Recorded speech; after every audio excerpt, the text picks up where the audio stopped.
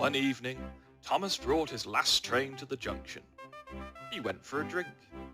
"I'm going to the big station," he said to Percy and Toby. "So are we," they answered. "Do you know," Percy went on, "I think something's up." Toby looked at the sky. "Where?" "Down here, silly," laughed Thomas. "How?" asked Toby reasonably. "Can something be up when it's down?" "Look," said Thomas excitedly, "look!"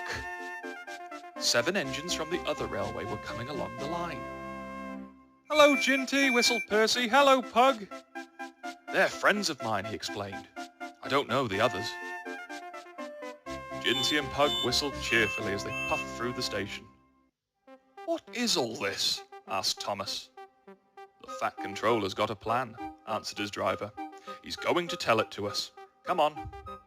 So they followed to the big station at the end of the line, where all the engines had gone. The Fat Controller was waiting for them there. "The people of England read about us in books, but they do not think that we are real.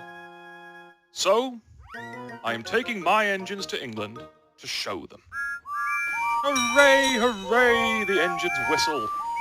The Fat Controller held his ears. "Silence!" he bellowed. "We start the day after tomorrow at 8 a.m. Meanwhile, these engines have kindly come from the other railway to take your place. You will show them your work tomorrow."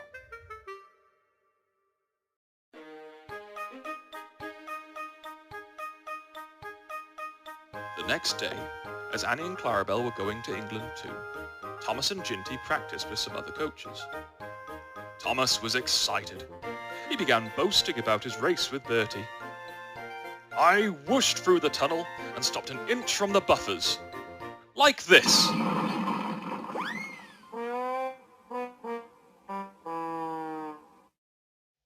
No one was hurt, but Thomas's front was badly bent. They telephoned the Fat Controller. "I'll send up some men," he said. "But if they can't mend Thomas in time, we'll go to England without him." Next morning, the engines waited at the junction. Toby and Percy were each on a truck, and Duck had pushed them into place behind Edward. Henrietta stood on a siding. The Fat Controller had called her a curiosity. "I wouldn't dream of leaving you behind," he said. "I'll fit you up as my special coach." She felt very grand. Gordon, James, and Henry were in front. They whistled impatiently.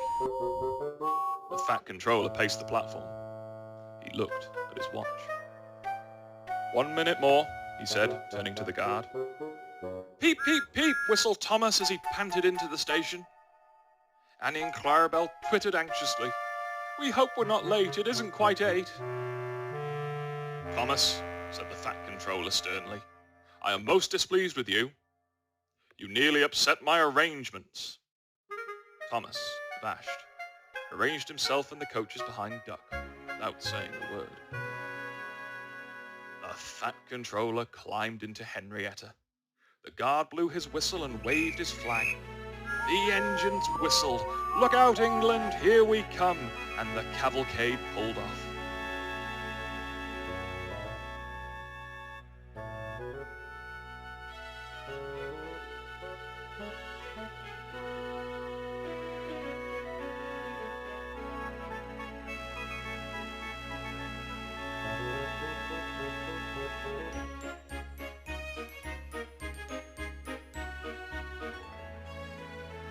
The engines stood side by side in a big airy shed. Hundreds of people came to see them and climbed in and out of their cabs every day.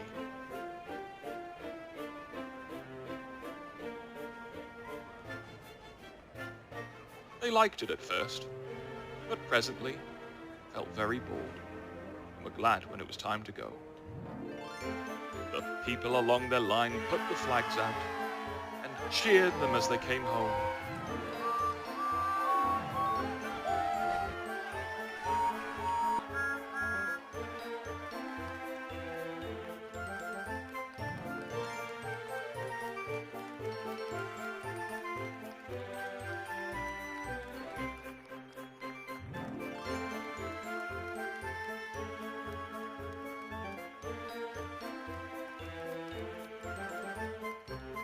We are glad to see you, they said. The others did their best, but they don't know our ways. Nothing anywhere can compare with our fat controller's engines.